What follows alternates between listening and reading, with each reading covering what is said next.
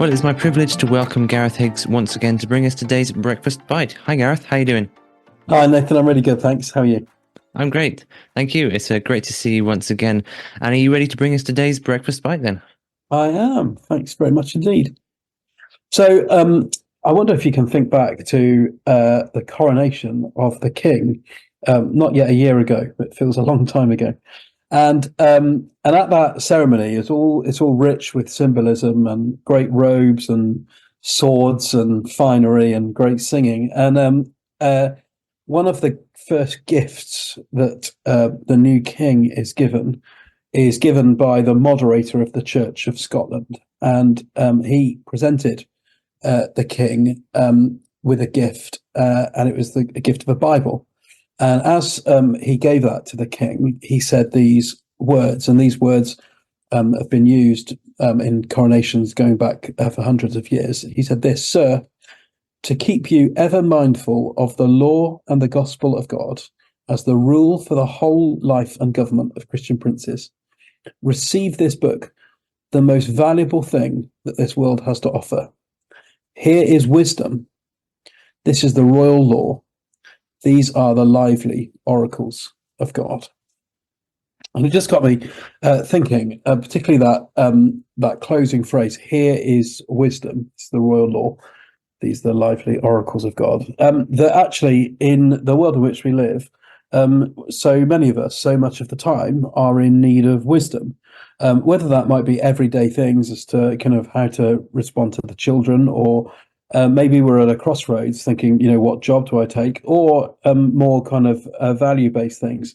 How do I think on certain issues? We're in a world that has got lots of knowledge and lots of information, but often it can have very little wisdom. In fact, when you meet somebody and you feel that they're wise, it often really stands out. Certainly to me, it feels really apparent. And perhaps that shows how rare a quality wisdom is. But actually, God is full of wisdom, and He has revealed much of His wisdom in that great book that was given to the King on his coronation, and that is the Bible. And as a church leader for nearly 20 years, on and off, I've spent a lot of my time trying to convince people to engage with the Bible. And sometimes that's been an easy task, and sometimes that's been more of a challenging task. But I just want to challenge each of us today, really. We'll all, perhaps people listening here, will have a different relationship to the Bible, we all have a different relationship to the Bible. So for some of us, we might have a passing knowledge of it.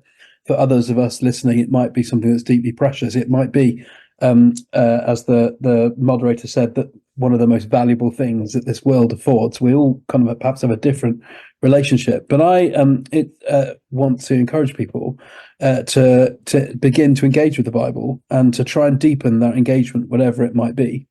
To maybe if you read a little bit occasionally, maybe try and step that up a bit more.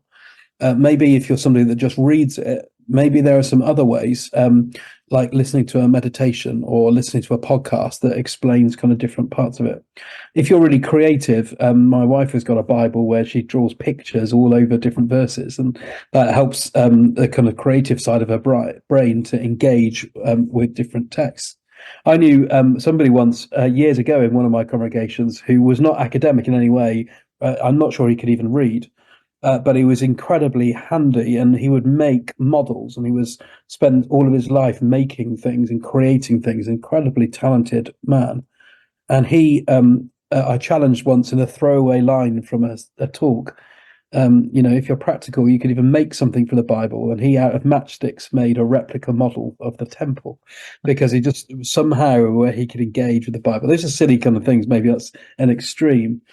But this is the source of God's wisdom for life. And the more we read it, the more we engage with the mind of Christ, the mind of God, and the more we gain wisdom for everyday life that informs our values. I think that reading the Bible is good for you. It's a bit like eating vegetables or taking multivitamin tablets. It will actually have a benefit. It will bring blessing, grace, and lead you into greater wisdom for life. So I'd encourage you to draw deep on this great source of wisdom, which is found in the scriptures, a God-breathed book for all of us. Mm. Thanks so much, Gareth. That's really true, isn't it? The Bible is full of wisdom if we'd only take the time to read it sometimes. Yeah, that's right. That's right. In all sorts of crazy ways. Yeah. I mean, I think it says somewhere in Timothy that all of Scripture is sort of applicable, as useful for teaching and training in righteousness. Indeed, yeah, that was very much that passage was very much in my mind as I was sharing this today. Yeah, very much so. And so the Bible is not only is it God breathed, but it's useful. That's the kind of key bit of that verse. It Yeah. has a use. It does stuff. It makes a difference.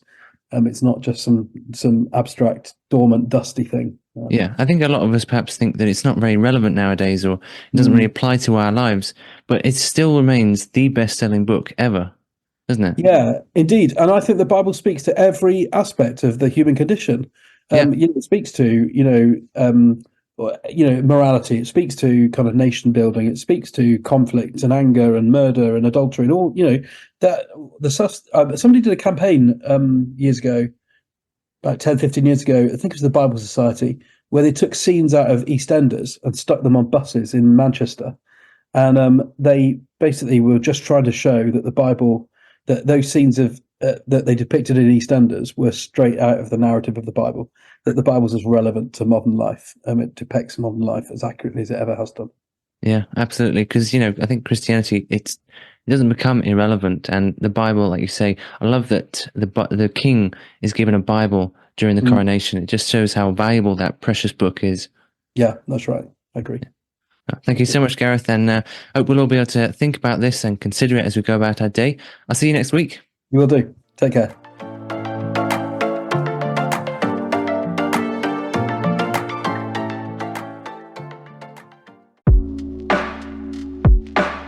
Pure 24/7 radio is listener supported, which means we are free, online and always pure because of the generous support of our listeners.